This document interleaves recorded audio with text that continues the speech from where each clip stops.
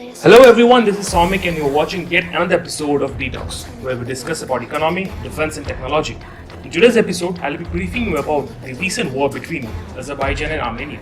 So if you like the video, then do like, share and subscribe the channel, and do click on the bell icon so that you don't miss any of our future videos. A quick disclaimer as we move ahead. The data and the resources used in the video have been picked up from several open sources and news articles, and whoever wants to claim the resources can get in touch with us. So, without wasting any time, let's dive in. Before we take a look into the matter, it's very important to know a bit of background of both the countries, because the entire conflict is directly connected to the history of Azerbaijan and Armenia. Both these countries were part of the Soviet Union and gained independence in the year 1991. Armenia has a population of just 3 million, and 95% of them practices Christianity and is determined as a secular country. It stands at 86th position out of 167 countries. They were at 103rd position not long ago.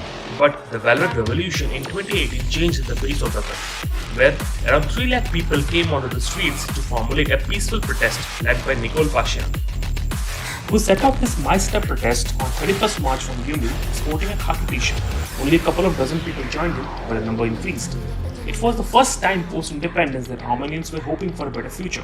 The protest was a successful one, and the existing government at that time were overthrown, and a fresh general election was conducted. This made Nikol Pashinyan as the new Prime Minister.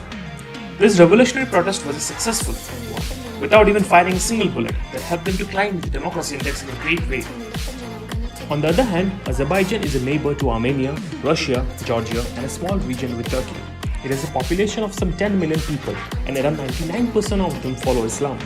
Azerbaijan also gained the independence around the same time like Armenia, and also calls itself a secular nation. However, it stands at 147th position and is among the worst democracies.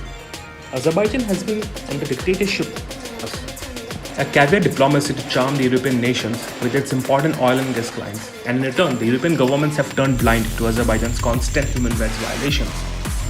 The human rights activist and the director of Institute of Peace and Democracy faces a decade of jail and a husband with a little less than her. Aliyev also changed the minimum age to become a president from 35 years to 18 years, so that his son could become the next heir to the throne. So, this was a bit of the background, and it's very important to understand that the conflict is no way influenced by religion. In fact, the entire war-like situation is geographical and is about a region called Nagorno-Karabakh, and both the country claims this region to be theirs. The region is a mountainous area and has only a handful of population, but almost all of them were ethnic Armenian. When the Soviet Union fell, they decided to give this region to Azerbaijan, but the people of Nagorno-Karabakh did not agree to it. So, they decided to have a polling system and voted towards joining Armenia. The Soviet Union and Azerbaijan did not enjoy this and decided against it. However, the Armenian state separatists had occupied the region and started operating on it. Till today, the region is operated by the Armenian Separatist Party and are backed by the Armenian government. Although there is a small area that is controlled by Azerbaijan, but the majority of it is under Armenia. There has been a dispute between the two countries over this area for decades, and war has also happened between two earlier. There has been several disputes and ceasefire violations between these two countries over this area for decades. But this time the war looks scaled up. The most worrisome part is that the war is no longer limited between two countries.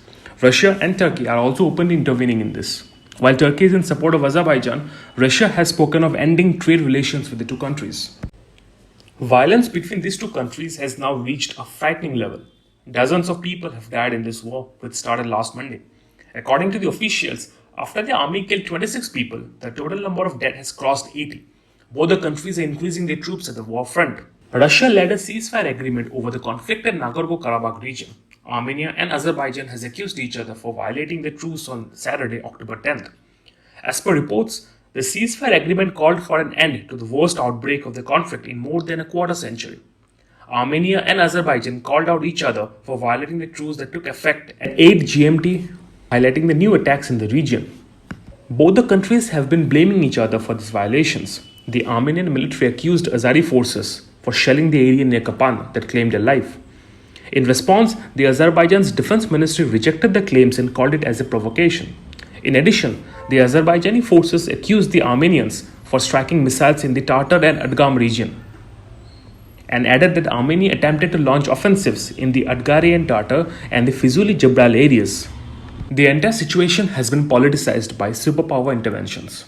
Turkey is supporting Azerbaijan for its resources and obvious strengthening of relationship between the two neighboring countries. Turkey is also said to be sending its military support and mercenaries to Azerbaijan for ground assistance. Russia has always played a role of a mediator from the beginning and is doing the same thing now. Azerbaijan is one of the largest arms dealer to Russia, and that is something the Armenians doesn't like. Well, the conflict is on the line and can cross it any day. So that's all about today's episode, and I'm sure you guys know the drill. So please like, share, and subscribe the channel to support our work, and we are sure to bring more such informative stuffs to you. If you have any feedback for us, then do let us know in the comment section. And yes, any new update on the Armenia and Azerbaijan war will be loaded on our Instagram page. So yeah, that's it. This is Somek, and thanks for watching. Signing off.